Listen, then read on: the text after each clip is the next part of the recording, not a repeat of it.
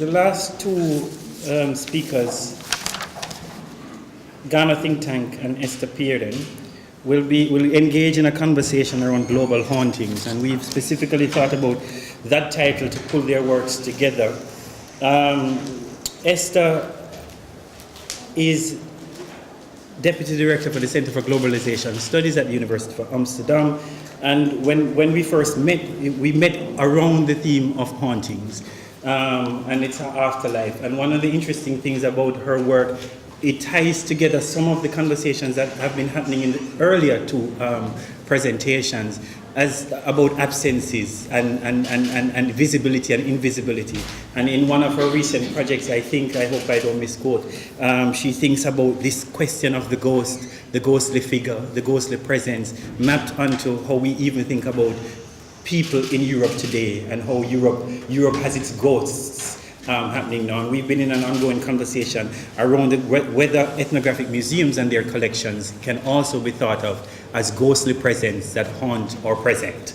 Similarly, in another, the reason why we thought of global hauntings to include the work of Ghana think tank, John and Chris, was in a way to think through the afterlife of something, a practice that is so embedded in the colonial, but sometimes we forget the afterlife of this development project.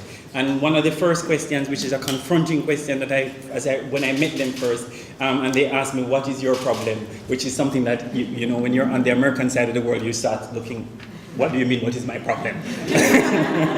And they were going to try and solve the problems of the world, but reshifting the framework and the parameters or the geographies of problem solving. And for us here at this museum, and many people will not know this, the Tropa Museum, for example, was from the end of the 1940s to the 80s, actually the showpiece for Dutch development practice. So we actually have a lot of collections that emerge out of this link between an older colonial practice, so the transition from the colonial to development. And that narrative still is embedded and is something that we want to uncover. So we are pleased to invite these 2-3 speakers to engage in a conversation about the afterlife of the global, but in another, or the afterlife of the colonial, I would say, but and looking at it in terms of the global.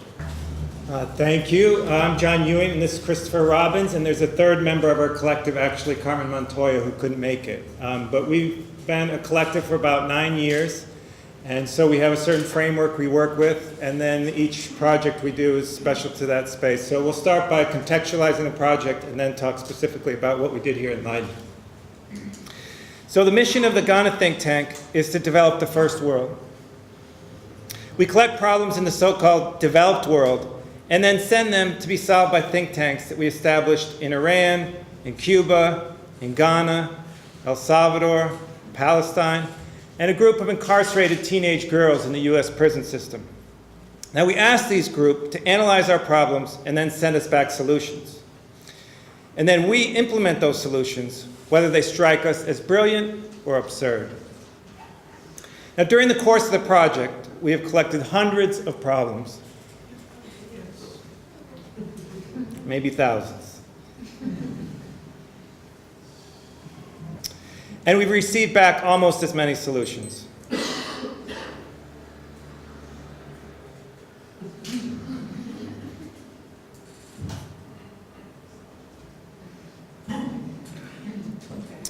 So the way we go about gathering the problems is we set up these video collection booths, and we do self-addressed postcards people can send back to us. We do on-the-street interviews. And then we send those problems to our think tanks, who give us their take on them. Right from the beginning, and I implement this kind of teachings to the kids. When I'm going to come down, I can tell me, only me, and be come along with Banyaje, when she let me, now make I'm a beer here. No one be come along, I'm filming, I'm a Jew, I'm a couple of good, I'm a characters be, no lemon label. Pienso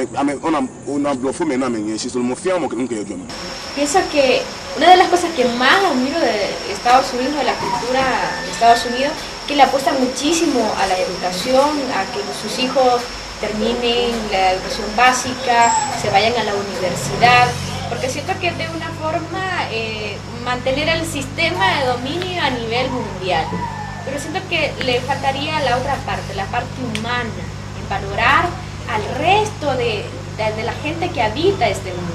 Pues, y eso sí, yo lo he visto con, por ejemplo, en los Estados Unidos con los afroamericanos, ellos sí respetan a sus viejos, ¿eh? Sí. O sea, a su abuela, eso sí lo respetan. Y los latinos lo hacen, y los asiáticos lo hacen.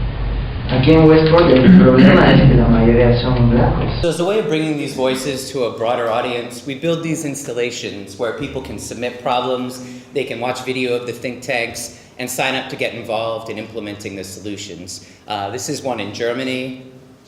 Here's related in China. And we also started to create these mobile galleries to bring the entire experience into the street. This is a trailer we created that we bring around New York City to collect problems and then come back for implementing solutions and showing the videos of the think tanks discussing them. This is a solar-powered media center pulled by a donkey for collecting Moroccan solutions to American problems in rural Morocco. And this one runs on a bicycle that we built for work with African refugees seeking asylum in Israel. So now I'm going to walk us through a few examples of us putting the think tank solutions into action. This is Westport, Connecticut, one of the wealthiest towns in the United States. A problem we kept running into there was lack of diversity. We are all white and wealthy, they complained. The think tank in El Salvador responded that they probably were actually a lot more diverse than they realized. They just weren't counting certain people. Who's fixing your house? Who's tending your yard? I bet they don't look like you. Their solution was for us to hire there we go, good. Their solution was for us to hire immigrant day laborers to attend Westport social functions, which we did for $15 an hour cash, the same as their day labor work. Now, as Ghana Think Tank is developed, we've started to realize that it can be used as a tool to create some really unlikely partnerships. So we've started to expand the scope. This is Mitrovica. This is the main bridge in Mitrovica, which is a violently divided town in former Yugoslavia. The Serb population and the Albanian population in this town are separated from each other by a river and protected from each other by these international troops on the bridge between them. We applied the Ghana Think Tank process differently here, asking the Serbs and Albanians to solve each other's problems from across that river. And after 10 days of the process, a group of Serbs and Albanians who had not crossed that bridge since the war between them ended in 1999 came across to work directly with the other side for this project. Essentially, they kicked us out of our own project. Why are you here, they asked us. Shouldn't we be talking to them? And we realized this was actually a far greater success than anything we had planned to do while we were there. So giving up control started to become a goal for us. The Mitrovica project forced us to bring our work back into the world it was supposedly critiquing, to see if it could be relevant to peace building or development. So we asked ourselves, how can we apply this to a conflict in our own country in the US? And we decided to focus on immigration. And we've embarked on a 3-year project to do just that. We've been collecting problems from civilian border patrols and vigilantes like the Minutemen, and bringing them to think tanks of undocumented workers in San Diego and recently deported immigrants in Tijuana to be solved. And after the uproar against the busloads of unaccompanied children entering the USA, we reached out to those angry Americans who had met them at the border and turned them back. Then we brought their problems to the deported children for help. And at this stage in the project, we have collected problems and solutions from the think tanks and are beginning to strategize with the Minutemen groups how to implement the solutions given by the immigrant think tanks. So I'll go through one example from this ongoing project. This one started with a problem submitted by this man, shown here burning the Mexican flag in a counter-protest to an immigrant rights rally. He spoke of how his income suffered because of immigrant labor. You can see here, 20 years ago, I made $16 to $20 an hour for construction work. Now they pay us $10 for the same work and they hire illegals. But as we continued the back and forth, his tone began to change. He was talking about they can't live on that salary either. You've seen how they live. So they get nothing and we lose what we used to have. And as we continued further, he started to focus on the boss, the person who was taking advantage of him and the illegals. Like he said, like the international bankers, their job is to fleece the people.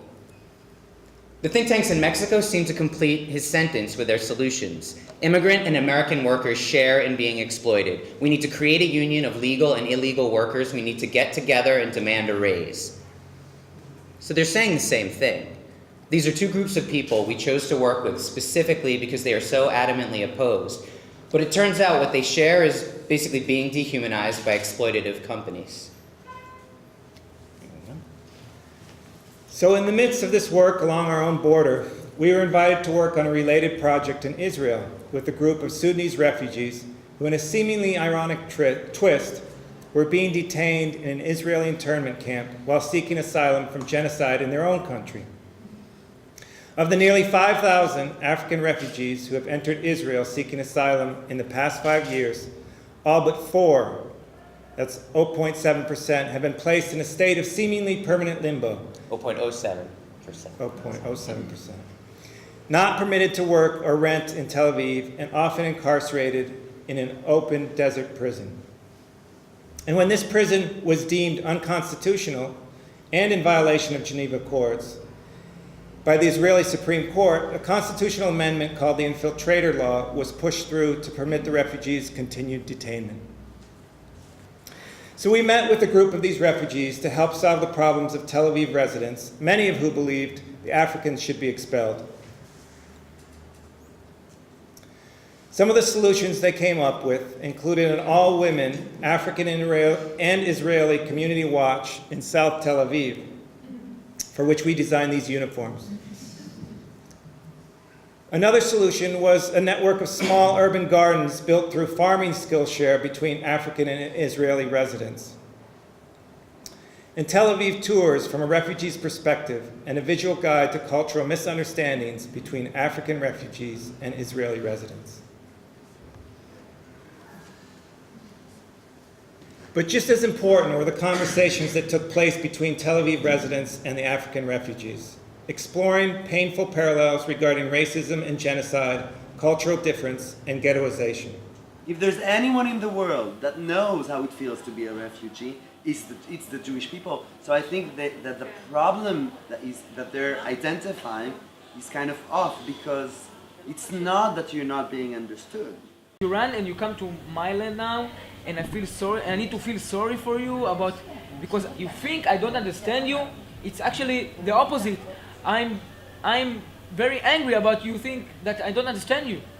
I really understand you, but in my opinion, in my instinct, you're going the wrong way. This is the reason you suffer. We had to choose to run or to fight. We fought. They have to choose to fight or run. They run. We don't know the inner politics of each country in Africa. Let's say leave it. But let's say that, for example, the Germans, the Jewish Germans, they didn't. They were Germans. We'll be Jews in our house and Germans when we go out. They were German, and they felt, and a lot of Jews died because they didn't want to leave their homeland. It was their homeland. It's also It was a problem. They should have ran away. maybe, 6 million. We read about the Jewish history, and we know that they have been suffering a lot to create their own country. We are supporting them. Okay. Just the only problem we are here is just we are looking for a refuge for a while, and then we will go back. We are not here to integrate, forever with them here, and we will like to destroy the Jewish community. So that brings us to Leiden, where we also ended up with some very uncomfortable parallels regarding racism, immigrants, and ethnic conflict. We spent a week moving from neighborhood to neighborhood, asking people to donate their problems. And the biggest problem we received by far was, we have no problems here. This was followed with, who are we to send our little problems to people in these countries who are so much worse off than the Netherlands?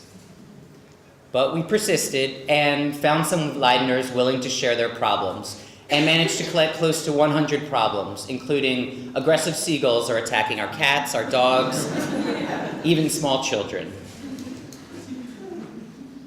But one problem that kept popping up in various forms was that people were worried about growing intolerance, especially towards Muslims. And Muslim residents spoke of the prejudices they were encountering. This in the city known for freedom, in a country known for tolerance. I think I forgot to talk about the point, while we were here, the Charlie Hebdo attacks happened, and that obviously colored the entire experience very specifically. So we sent those problems to our think tanks, this time in Indonesia, in Ghana. The Sudanese refugees are currently detained in the Hola detention camp in Israel. All these are part of videos in the show, so when we go there, Yeah. you can see. And think tanks in Morocco and the Gaza Strip. So they told us to look to Islam and to look to Dutch history. And after researching Dutch history, we discovered many links between the birth of the new Dutch Republic as a nation of tolerance and the Islamic world. William of Orange's arrangements with Suleiman the Magnificent. The partisan Geuzen adopting a Muslim crescent moon during their relief of the siege of Leiden. And Joseph Nassi, a prominent Jewish diplomat, being the glue between William of Orange and the Ottoman Empire. And based on the solutions from the think tanks, many of whom are Muslim, and our historical research, it became clear that one way for the Dutch to overcome growing intolerance was to reestablish their connections to Islam. So when we looked for a Dutch institution that could facilitate a better relationship with Islam, the Anne Frank Museum stuck out as the primary institution today in the Netherlands that teaches the importance of tolerance and the dangers when intolerance goes unchecked. Part of the mission of the Anne Frank Museum is to bring Anne Frank's life story to the attention of people all over the world, to encourage them to reflect on the dangers of anti-Semitism, racism, and discrimination, and the importance of freedom, equal rights, and democracy. And so a monument to the Dutch was born, a combination of two institutions dedicated to teaching tolerance, the Anne Frank Museum and an Islamic prayer room. Okay, so we're asking some difficult questions here, and it's clearly not just directed at the Dutch. Can Islam teach us about tolerance, or are we haunted by the specter of Muslim extremists? After all, in William of Orange's time, Christianity was clearly the most violent and intolerant religion. So why isn't that history and the historical ties to Islamic religious tolerance more commonly known? Also, is the Anne Frank House actually a monument to tolerance, or is it really a reminder of the betrayal and the violence she experienced at the hands of the Dutch? And can Islamic prayer room be in alignment with the goals of Anne Frank House? And finally, in which direction do we currently find ourselves headed? Thank you. Thanks.